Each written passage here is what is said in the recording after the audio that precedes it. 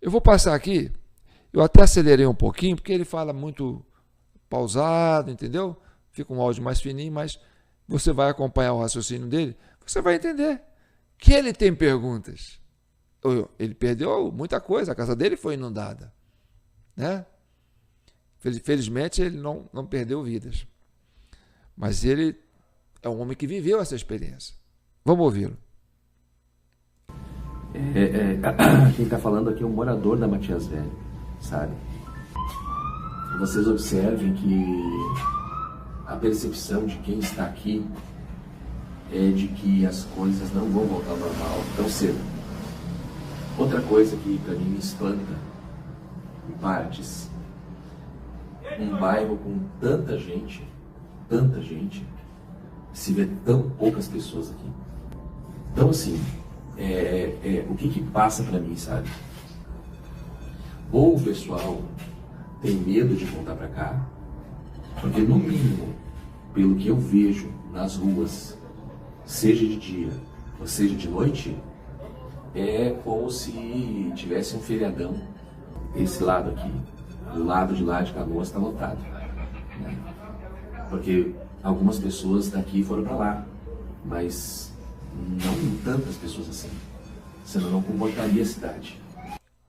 Vou fazer um parênteses aqui, também para fazer um comentário sobre onde estão as pessoas que estavam nesses bairros, né? Que os bairros ficaram desertos, viraram cidades fantasmas, como ele está dizendo aí, né? Olha, e eu lembro que eu falei sobre isso no vídeo anterior, acho que foi em Canoas, né? Canoas foi a cidade, assim, em termos de volume de pessoas, foi a mais atingida. Mais de 150, uma coisa assim, 170 mil pessoas, né, foram atingidas e ficaram desabrigadas. Aí eu ainda comentei assim, gente, São João del Rei tem 85, 90 mil pessoas. É como se fosse uma São João del Rei e meia, que ficasse deserta de uma hora para outra. Aonde a gente vai botar esse povo? Uma São João del Rei e meia. Depois vocês olham aí, né, no Google aí, né, São João del Rei, população, né, faz uma visita por cima, assim, para você ver o tamanho de São João del Rei. É menor que um bairro de Matias Velho. Porque Canoas é uma das cidades polos ali, né? Ela é próximo de Porto Alegre, faz parte da grande Porto Alegre, né? É uma cidade que tem muita densidade populacional, né? Então, eu vi um vídeo recente, agora, né? Aonde estão essas pessoas? Eu posso falar um pouco aonde algumas estão, certo? Estão debaixo de viadutos, com lona, essas mantas pretas, né? Esses negócios de saco, aquelas lonas pretas, sabe? Aquela coisa improvisada mesmo, sabe? De beira de estrada, uma BR passando, e aquele povo amontoado ali debaixo dos viadutos, né? De um viaduto enorme assim, ó, com várias pilastras, né? E aquela coisa ali, gente, coisa triste, pessoas que tinham tudo, tinha carro, tinha coisa, aí o pessoal vai para o carro ali de vez em quando, entrega uma marmita, entrega alguma coisa, um agasalho, as pessoas estão ali, já tem quase 2 meses, 2 meses, cara, eles estão achando que a coisa vai resolver de uma hora para outra, é complicado, isso é muito sério. E aí eu pensei na minha cabeça aqui, sabe, como que os gaúchos podem amenizar essa situação? Porque é temporária, tem que resolver isso aí. Essas pessoas estão ainda sem cair a ficha. Aquele negócio, né? Vamos ver como vai ser amanhã, vamos ver como vai ser amanhã. E vem o amanhã, e vem o outro amanhã, e vem o outro amanhã. E eles vão ficando, vão se adaptando, entendeu? Vão acostumando, quando vê, viraram indigentes. Pessoas que tinham tudo. Tinham conforto, tinha luz elétrica, tinha banheiro, tinha televisão, né? Tinha Netflix, tinha garagem, tinha carro, tinha lavadeira, tinha micro-ondas, tinha, né? Tinha o conforto que precisava, uma boa cama, cobertor. Agora eles estão debaixo do viaduto. Pessoas assim, sabe? Você vê, conversa com elas ali, né? Pergunta, o que vocês estão precisando? Nós estamos precisando de panela, precisando de um pouco de agasalho, crianças brincando ali, sem saber o que está acontecendo. A maioria é tudo mulheres, porque os maridos, os homens estão trabalhando, elas estão ali, 2 meses. Aí eu lembrei aqui, que quando o pessoal costuma fazer feira, essas feiras de comércio, sabe, essas feiras de artesanato, sabe? Aí tem um campo de futebol aqui, eles montam umas tendas, mas assim, de uma semana para outra, vupt, sobe aquela tenda enorme, aí fica cheio de escaninho, sabe?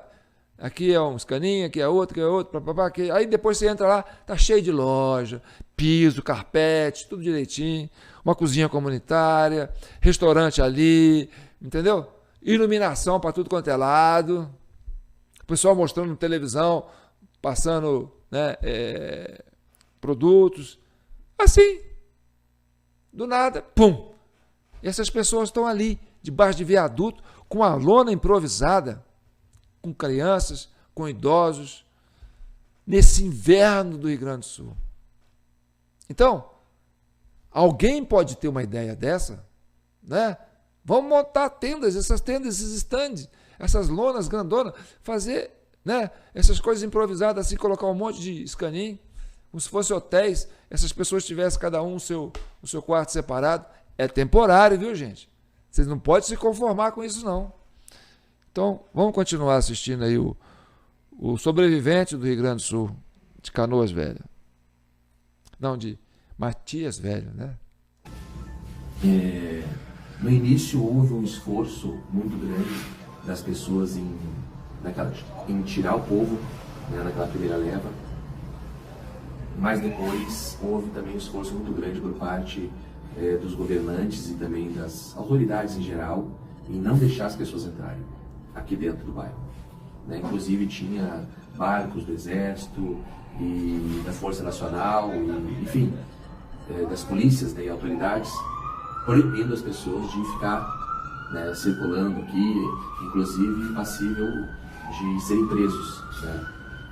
Mas mesmo assim, isso não era para a segurança das casas não serem roubadas, porque muitas, centenas e centenas de casas foram roubadas. Então, eles não estavam aqui para impedir furtos e roubos, mas para impedir as pessoas de circularem, né? Então, tanto que eu mesmo vim na minha casa 3 ou 4 vezes, enquanto estava no ápice do alagamento, eu vim por outras vias, né? E de forma, digamos assim, vamos dizer assim, a fugir dessa blitz que tinha, né, por parte aí das autoridades nas ruas principais, na entrada de Matias e perto do Carrefour ali, onde o pessoal estava saindo de barco. Então, assim, a gente tinha que vir meio escondido, sabe? E eu me recordo, inclusive, que houve uma proibição para que as pessoas ficassem entrando aqui, né? Mas, mesmo assim, muitos entraram. Então, assim, eu fico pensando, assim, sabe? Já que as autoridades e as Forças Armadas, bombeiros, num primeiro momento, que era a parte mais emergencial, eles não entraram aqui para poder resgatar as pessoas, por que eles queriam impedir e impediram as pessoas de entrarem para resgatar? Então isso aí é algo bastante interessante. E por que depois daquele primeiro momento, onde supostamente permaneceria aqui só pessoas mortas ou ilhadas, ou pessoas que se recusariam a sair das suas casas, mas na sua grande maioria casas com 3, 4 metros de altura de água, submersas, né? E idosos e crianças, eu volto a dizer, quem sabe muitos se perderam. Por que nesse momento não entrou aqui o exército em grande quantidade, as Forças Armadas, e varreram toda Matias Velho? E não se viu isso aí, sabe? Não se viu isso aí. Eu só estou colocando um pensamento daquilo que eu vi. Ninguém me contaram, tá? Eu estou exatamente aqui no meio da Matias Velho, no centro da Matias Velho, aonde Canoas e o bairro Matias Velho, você pode observar que todo mundo vem para cá. Por que essa atitude, sabe, das autoridades em querer supostamente encobrir. Por que eu não sei se era a Força Nacional, porque eu não fui lá ver, mas eu fui informado. Porque eu queria, como eles estavam proibindo de entrar pela entrada do bairro, eu queria fazer a volta na 448, que é uma BR forte, conhecida que tem aqui, que dá fundos para Matias Velho. E eu fui informado que ali estava a Força Nacional proibindo as pessoas de entrarem na Matias por lá, ou seja, pelos fundos. Na frente, a Polícia Militar e os bombeiros não deixavam as pessoas entrar. Pelos fundos, a Força Nacional impedia as pessoas de entrar. Por quê? Então essas coisas, elas nos deixam uma pulga atrás da orelha, sabe? O porquê se esconder as coisas. Viu a necessidade de montar essa comissão para vocês investigarem? Olha quantos porquês esse gaúcho falou. Ele merece uma resposta. A sociedade gaúcha merece uma resposta. Os mineiros estão carentes de saber o que aconteceu. Eu aqui de São João del Rei, eu perco o sono, fico pensando. Essa fala desse homem aí me deixa assim, com um ninho de pulga atrás da orelha. Então a Força Nacional veio na época do pega para capar mesmo, o que estava conseguindo, ficaram ali só olhando, né? Só olhando, na hora do pega para capar, né?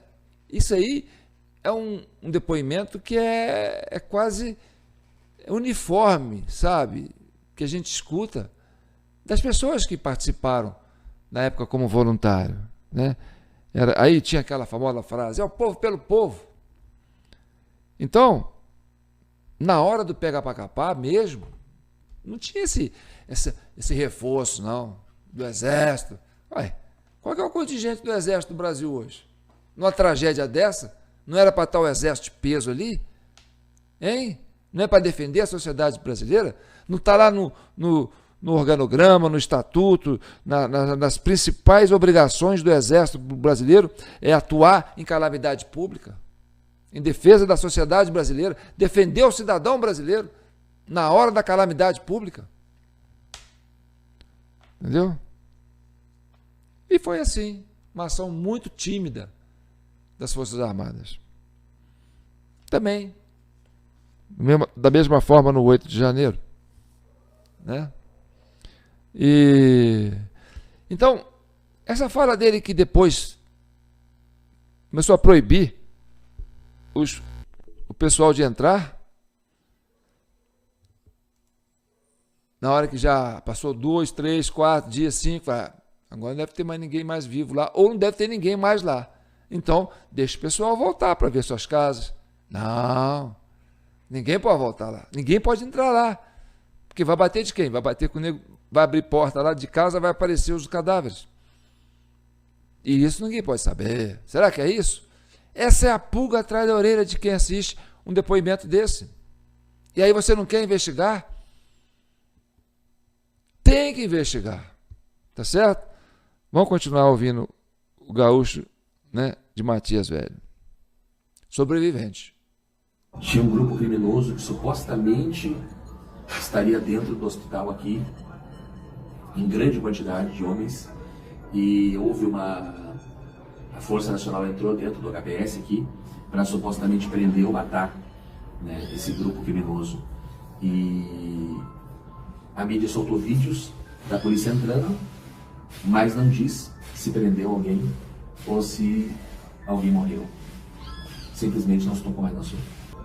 Por que se omite o fato de que esses equipamentos aí, que são as bombas e as casas de máquinas, onde ficam as bombas que teriam o papel de impedir a invasão das águas dos rios para dentro das cidades?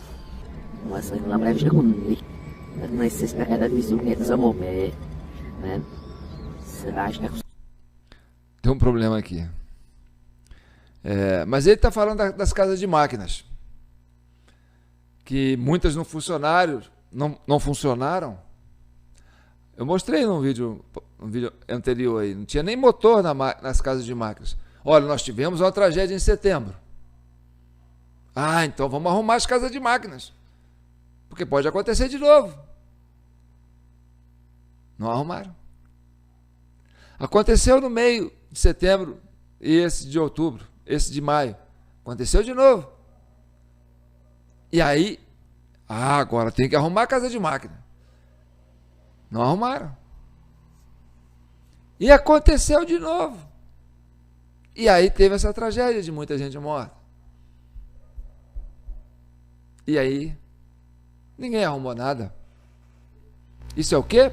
Prevaricação. Concorda comigo? É crime. É negligência. É doloso, no mínimo. Né? Crime doloso. Deixa eu ver se eu consigo recuperar o áudio dele aqui, senão eu vou ter que adiantar. A omissão desses fatos, elas implicam num crime de prevaricação.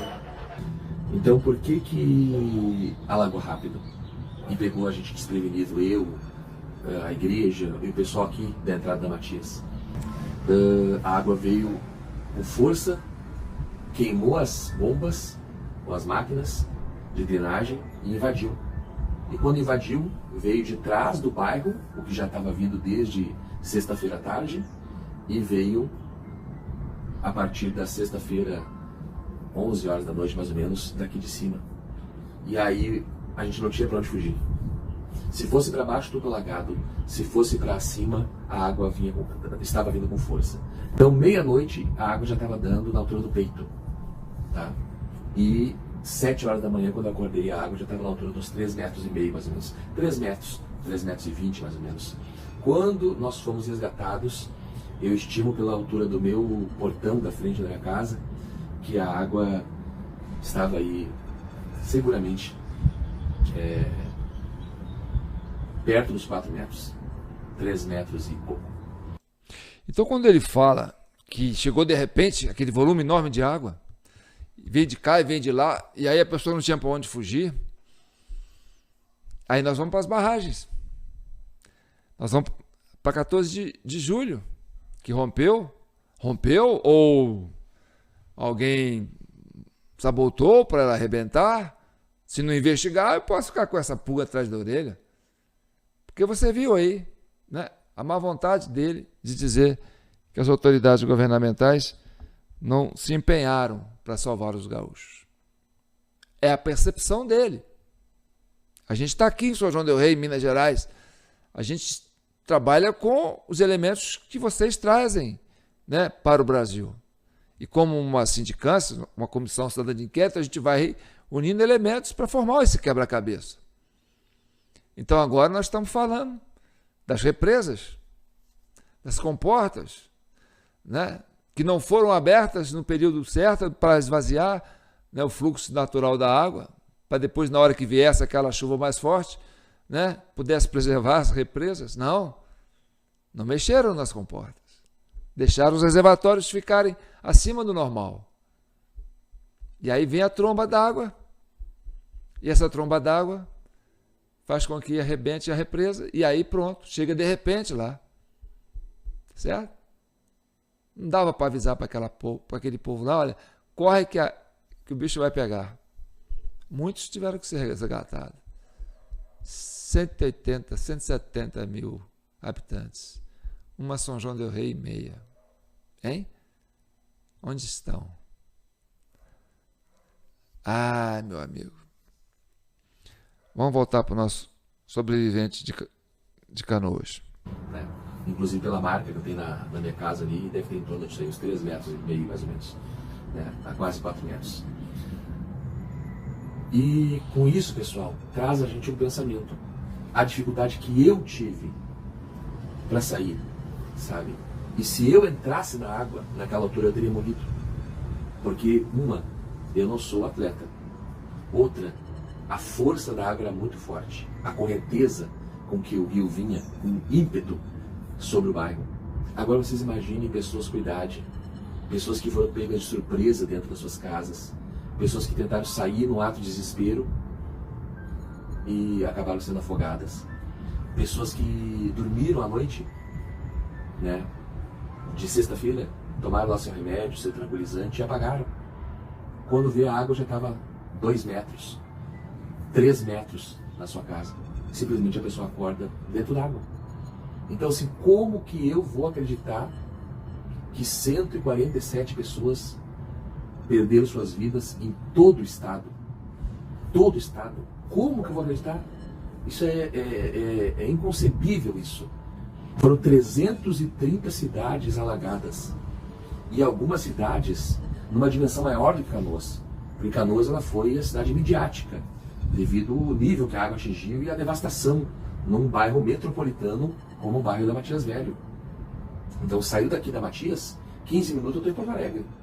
Então, assim, é um grande centro, né? Uma grande cidade metropolitana, Canoas. Então, por isso tem uma mídia muito grande. Mas, por exemplo, mais à frente em Eldorado, toda a cidade foi alagada. Toda. E outras cidades também ao entorno sofreram alagamentos, né, similares aqui a Matias, ou piores. Então, como, irmãos? Me digam. Eu não vou ficar com uma pulga atrás da orelha diante de tudo que nós vimos aqui e diante de tudo que nós passamos. Eu sou muito responsável naquilo que eu posto, que eu falo. Eu não gosto muito de sensacionalismo. Eu só falo daquilo que eu estou vivendo. Eu também não quero ficar com uma pulga atrás da orelha. Você quer ficar com essa pulga atrás da orelha? Não quer. Ninguém quer. Então, o que a gente precisa? Abrir uma sindicância. Investigar. Anota aí de novo. Vou dar o nome do telefone do vereador José Gava, lá de Bento Gonçalves, que está começando a liderar esse movimento para poder contratar advogados e ir para cima, né, para a gente investigar. E eu vou disponibilizar o nosso relatório, né, com bastante conteúdo, que nós reunimos ao longo desses 2 meses, tá certo? Quer dizer, eu abri mão de muita coisa, né? Eu podia estar fazendo meus joguinhos, nem vou mostrar meus joguinhos, né? Estou com uma saudade de pegar minha banca e botar lá na avenida e ficar vendendo meus joguinhos. Mas, enfim, eu estou por conta dos gaúchos. Eu estou me colocando à disposição da sociedade brasileira para investigar, para ajudar vocês a investigar. Ninguém quer ficar com essa pulga atrás da orelha, tá certo? Agora, um vereador que não aceita essa possibilidade de abrir uma sindicância, não vote nesse vereador. Um prefeito que se negue, entendeu, a trabalhar essa linha, não, precisamos investigar as causas desse acidente, não vote na reeleição desse prefeito. E não vote no candidato que esse prefeito estiver apoiando. Tá certo? Vocês do Rio Grande do Sul têm que levantar a cabeça. Tá difícil? Tá. Mas pode ficar pior. Entendeu? Sempre pode ficar pior. Então não abaixe a guarda. Tá certo? E vamos avançar para cima dessas informações que a gente precisa passar o Rio Grande do Sul a limpo. Tá certo?